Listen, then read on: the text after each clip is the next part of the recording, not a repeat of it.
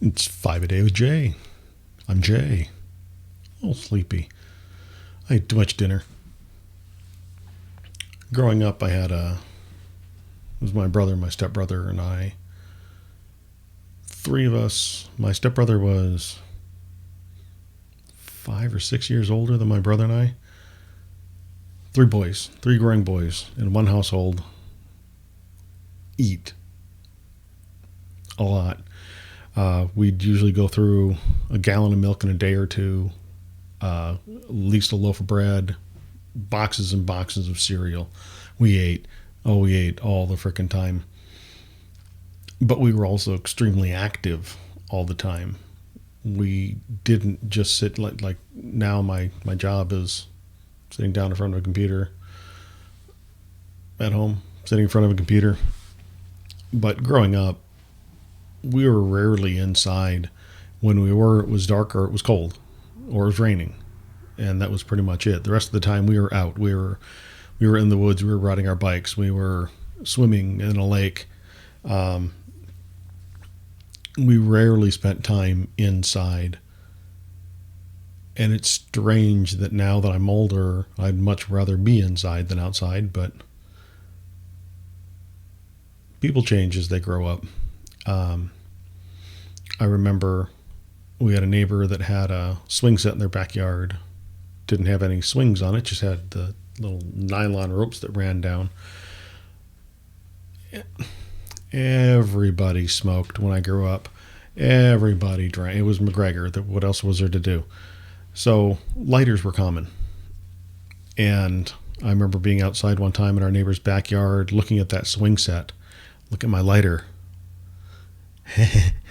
So I lit the little nylon ropes on fire.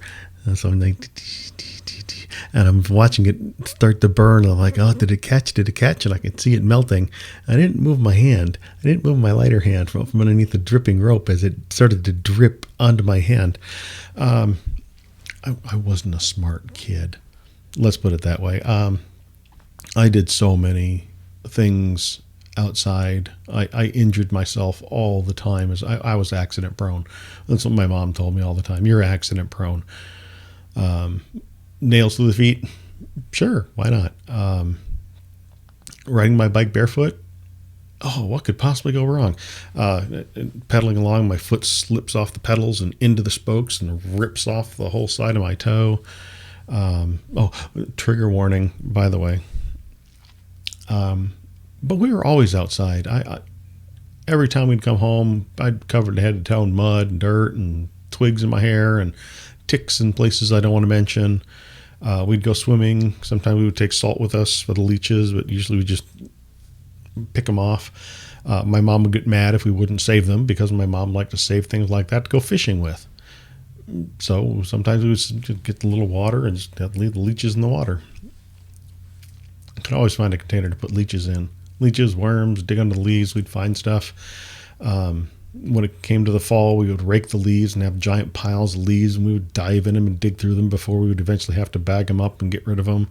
Snow, same thing. You create piles of snow. I mean, you hollow it out and you make your own igloo inside of the snow. Once it packs down and it freezes solid, it's real easy to dig into a pile of snow. Sometimes there'd be a crust on the snow, big old crust, and you got 1.5 feet, 2 feet of snow, you could dig a nice tunnel through that snow. Sometimes we would try jumping on one of those tunnels, trying to break it, and it'd be frozen so solid you couldn't break into the tunnel from the top. Why would you do that? Because you're trying to smash the person underneath it. Of course, always we'd be building snow forts and have snowball fights. We were always, like I said, we were always outside. There was always something to do, always trouble to get into.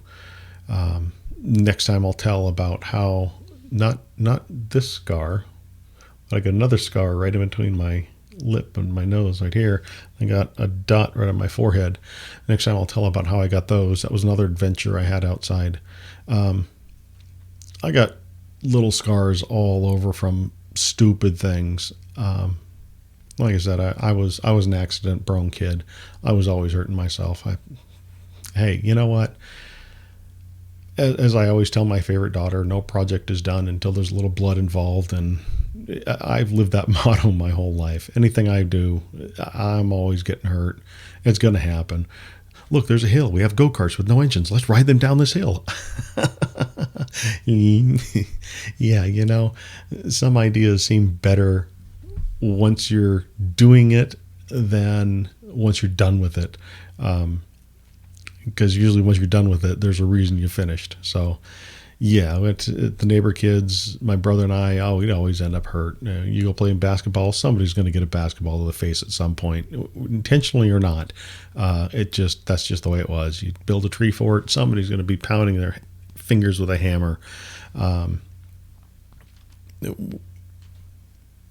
was just life. That's the way I grew up.